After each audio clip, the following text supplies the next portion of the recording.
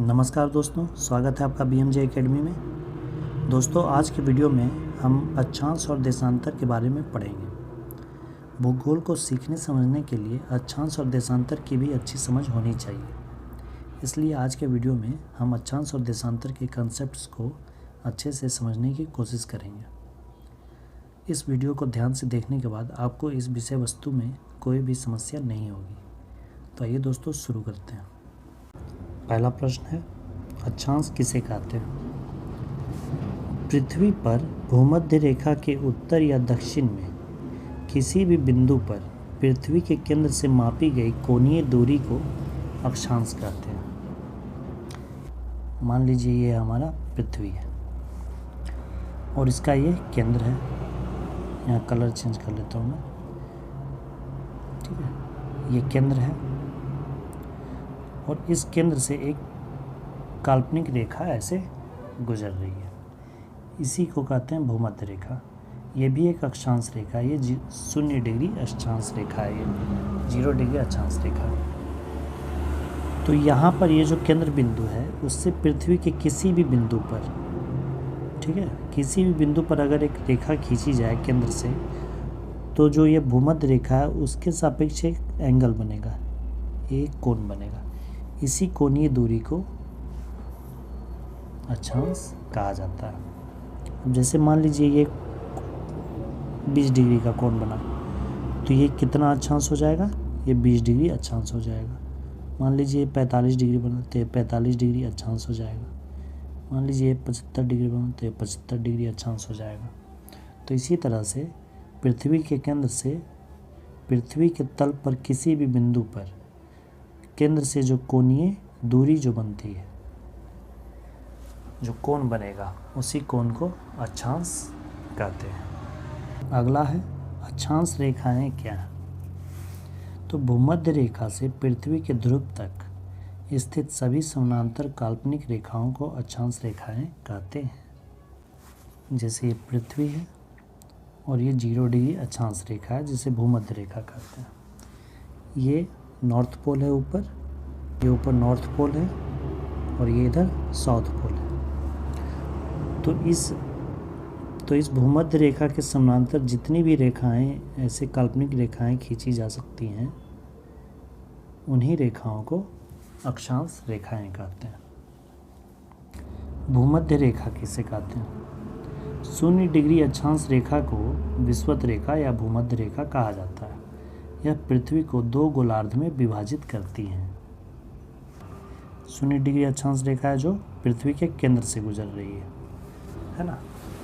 तो ये 0 डिग्री अक्षांश रेखा है। इसी रेखा को भूमध्य रेखा कहते हैं। और ये क्या कर रही है? पृथ्वी क्या है? एक गोला है। इस गोला को 2 आधे आधे भाग में बांट रहा है। तो ये 2 गोलार्ध हो गया, ये उत्तरी गोलार्ध हो गया और ये दक्षिणी गोलार्ध हो गया। तो भूमध्य रेखा क्या करता है? पृथ्वी को 2 गोलार्ध में बांटता है। पृथ्वी पर कुल अक्षांशों की संख्या कितनी है? तो ये है 181। ये पृथ्वी है, ये 0 डिग्री अक्षांश है। यहाँ पे अभी क्वेश्चन में था कि कितने, पृथ्वी पर कुल कितने अक्षांश है। अक्षांश रेखा नहीं पूछा है, यहाँ पर ध्यान दीजिएगा, अक्षांश पूछा है। तो केंद्र से जितने भी एंगल बनेंगे उन सबको अक्षांश कहेंगे।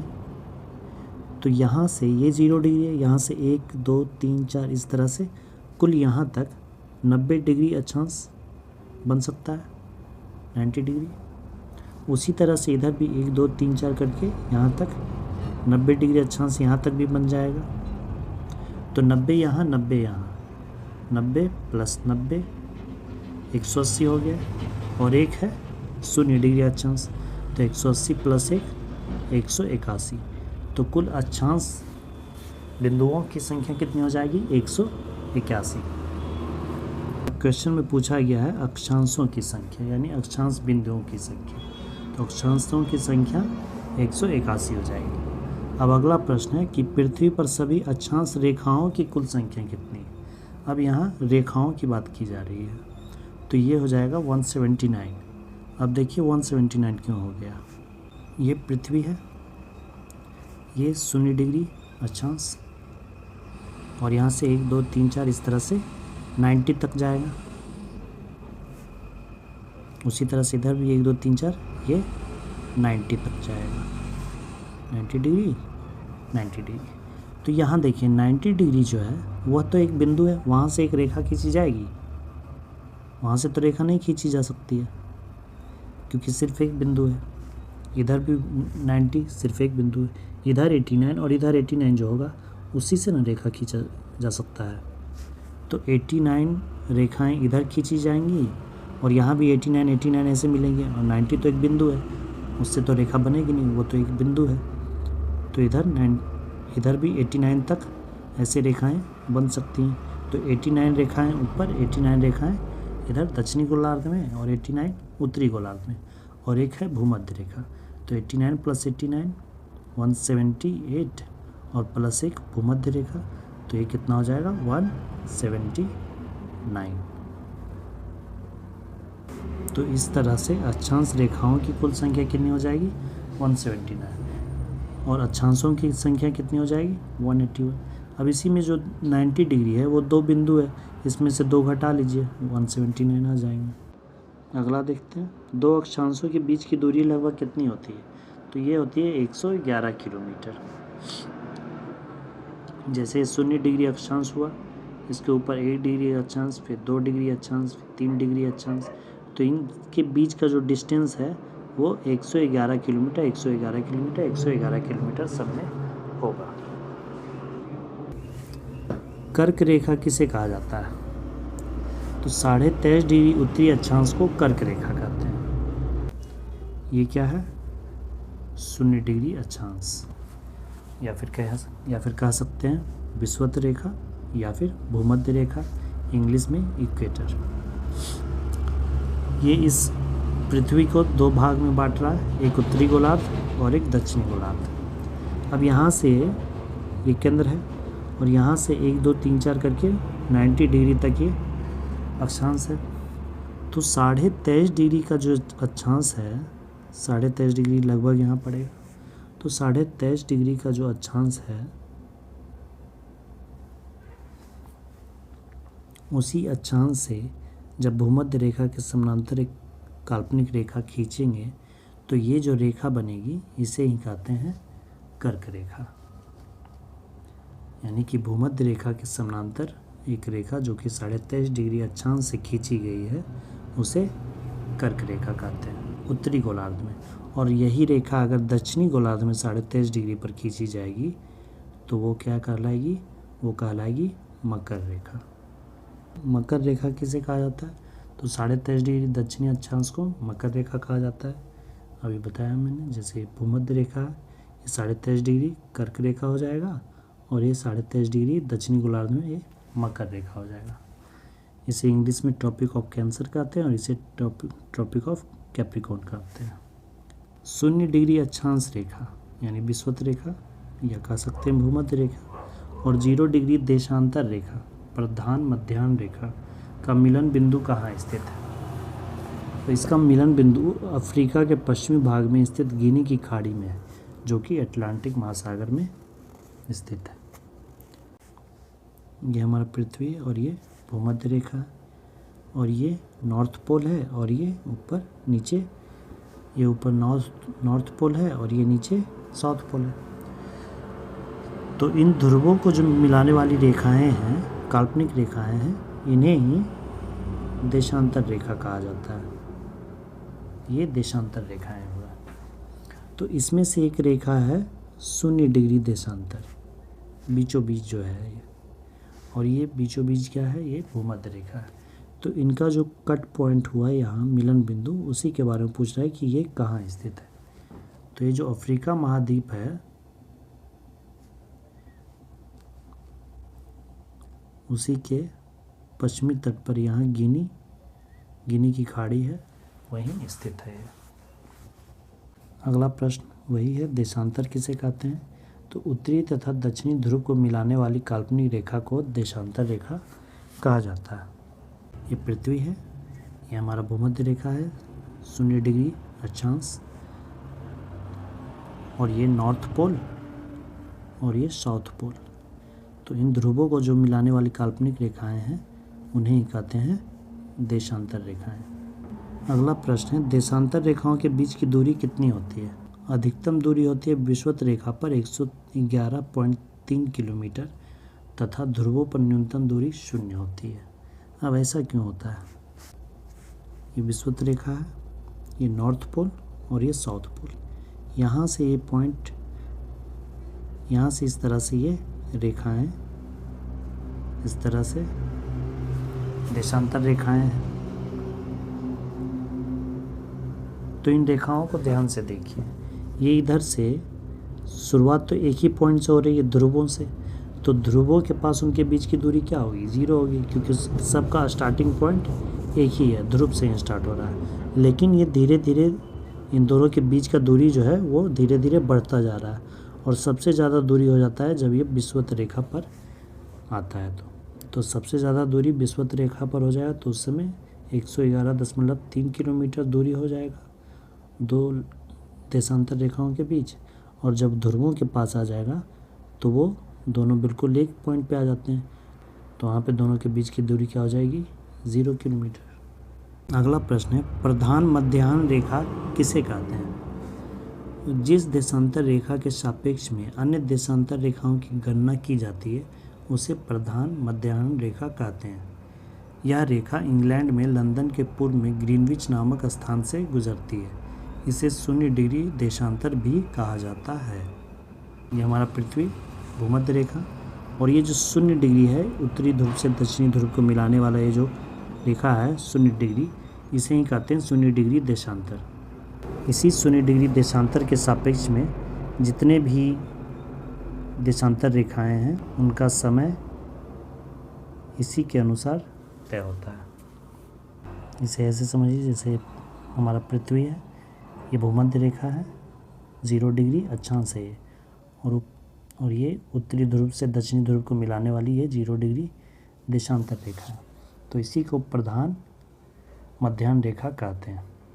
इसी रेखा के सापेक्ष में जितने भी देशांतर रेखाएं हैं उनके समय की गणना की जाती है। और यह जो लाइन है 0 डिग्री देशांतर रेखा, यह इंग्लैंड में लंदन के पूर्व में ग्रीनविच नामक स्थान से गुजरती है। और इन दोनों का कट पॉइंट कहाँ है? गिनी की खाड़ी में, अफ्रीका महाद्वीप के पश्चिमी तट पर।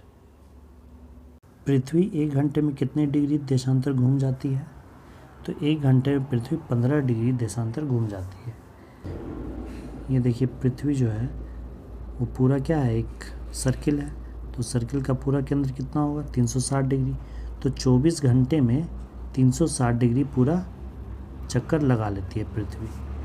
तो इसे देखिए ऐसे निकालिए, 24 घंटे में 360 डिग्री घूम गई। तो 1 घंटे में 360 में भागा देंगे 24 से, तो ये कट कर कितना आ जाएगा? 15 डिग्री। यानी कि 1 घंटे में 15 डिग्री दूरी तय कर लेगी। कि 15 डिग्री 1 घंटे में तय करती है। तो 1 घंटे को 60 मिनट भी कह सकते हैं। 1 घंटा बराबर 60 मिनट, यानी कि 15 डिग्री 60 मिनट में तय करती है। तो 1 डिग्री तय करने में कितना लगेगा? 60/15, 4 मिनट, यानी कि 4 मिनट में 1 डिग्री का दूरी तय करेगी। अगला है, अंतर्राष्ट्रीय तिथि रेखा किसे कहा जाता है? यह 180 डिग्री देशांतर रेखा को अंतर्राष्ट्रीय तिथि रेखा कहा जाता है। जैसे ये पृथ्वी हुआ, ये 0 डिग्री देशांतर हुआ, यहाँ से समझते हैं ये केंद्र है, यहाँ से ये 0 डिग्री देशांतर इधर भी गया इधर भी गया। तो इधर इस तरह से 180 देशांतर रेखाएं इधर होंगी और 180 देशांतर रेखाएं इस तरफ होगी। तो इस तरह से टोटल 360 देशांतर रेखाएं होंगी। तो इसमें जो 180 डिग्री देशांतर रेखा होगा इस तरफ, ये इसे कहेंगे 0 डिग्री देशांतर, और इसके पीछे जो ये है इसके ठीक पीछे उसे कहेंगे 180 डिग्री देशांतर रेखा। प्रधान मध्याह्न रेखा किन देशों से होकर गुजरती है? प्रधान मध्याह्न रेखा जो है 0 डिग्री देशांतर, तो वो किन देशों से होकर गुजरती है? तो ये यूनाइटेड किंगडम, फ्रांस, स्पेन, फिर अफ्रीका महाद्वीप में अल्जीरिया, माली, बुर्किना फासो, टोंगो, घाना और फिर दक्षिणी ध्रुव के पास अंटार्कटिका, इन देशों से होकर गुजरती है। भारत का मानक समय कितने देशांतर पर स्थित है? भारत का मानक समय जो है वो 82.30 डिग्री 30 मिनट पूर्वी देशांतर पे स्थित है। भारत यहाँ पर स्थित है लगभग, ये उत्तरी गोलार्ध में और पूर्वी देशांतर में यहाँ पे भारत की स्थिति है। तो यहाँ से जो भारत का जो मानक समय है वो 82 डिग्री 30 मिनट पूर्वी देशांतर को माना गया है, जो कि उत्तर प्रदेश के मिर्ज़ापुर नामक स्थान से गुजरती है। भारत का मानक समय प्रधान मध्याह्न रेखा ग्रीनविच मीन टाइम GMT से कितना आगे है? तो यह 5 घंटा 30 मिनट आगे है। ग्रीनविच मीन टाइम कितना है? 0 डिग्री पर है। और भारत का कितना है? 82 डिग्री 30 मिनट। अगला है, यदि दो स्थानों की स्थिति में 90 डिग्री देशांतर का अंतर है तो दोनों स्थानों के बीच समय का अंतर कितना होगा? ये समय का अंतर होगा 6 घंटे। देखिए 15 डिग्री दूरी तय करने में 1 घंटा लगता है, तो 90 डिग्री दूरी तय करने में कितना लगेगा? 90 में 15 से भागा देंगे, 15 छक 90, 6 घंटा लगेगा। तो अगर 90 डिग्री का डिफरेंस है तो उसके बीच समय का डिफरेंस कितना होगा? 6 घंटे का। जैसे अगर ये 0 डिग्री देशांतर है और मान लीजिए यहाँ कोई 90 डिग्री पूर्वी देशांतर या 90 डिग्री इधर पश्चिमी देशांतर है, तो फिर इनके बीच का दूरी कितना होगा? 6 घंटा। ये 6 घंटा प्लस होगा और ये 6 घंटा माइनस में होगा, क्योंकि पृथ्वी जो है इस तरफ से पश्चिम से पूरब की ओर घूम रही है। अगला है, किसी स्थान का मानक समय निर्धारित करने का आधार क्या होता है? तो ये प्रधान मध्याह्न रेखा 0 डिग्री देशांतर रेखा, इसी के सापेक्ष सभी देशांतरों के समय को ज्ञात किया जाता है। अंतर्राष्ट्रीय तिथि रेखा 180 डिग्री देशांतर कहाँ से होकर गुजरती है? यह प्रशांत महासागर से होकर गुजरती है। ये भूमध्य रेखा हो गया और ये 0 डिग्री देशांतर हो गया। यही गुजरती है कहाँ से? देशों से होकर गुजरती है, यूरोप से और अफ्रीका से और फिर इधर अंटार्कटिका से। और इसके ठीक पीछे है 180 डिग्री देशांतर रेखा, जो कि अंतर्राष्ट्रीय तिथि रेखा। तो वो कहाँ से गुजरती है? तो वो प्रशांत महासागर से गुजरती है। उसके बीच में इधर रूस हो गया और इधर अलास्का हो गया। इसके बीच में क्या है? बेरिंग जलडमरू मध्य है, बेरिंग स्ट्रेट। वही बेरिंग स्ट्रेट के बीच से होकर ये 180 डिग्री देशांतर रेखा गुजरती है। तो ये था दोस्तों अक्षांश और देशांतर से संबंधित सभी महत्वपूर्ण कंसेप्ट। आशा करता हूँ कि अब आपको इस टॉपिक में कोई समस्या नहीं होगी। इस टॉपिक से रिलेटेड एक और वीडियो आपको मिलेगी जिसमें कर्क रेखा, मकर रेखा के कंसेप्ट्स को क्लियर कराया जाएगा। दोस्तों वीडियो कैसी लगी? क्या ये आपके लिए हेल्पफुल रही? ज़रूर कमेंट करें और वीडियो को शेयर एंड चैनल को सब्सक्राइब ज़रूर करें। जय हिंद।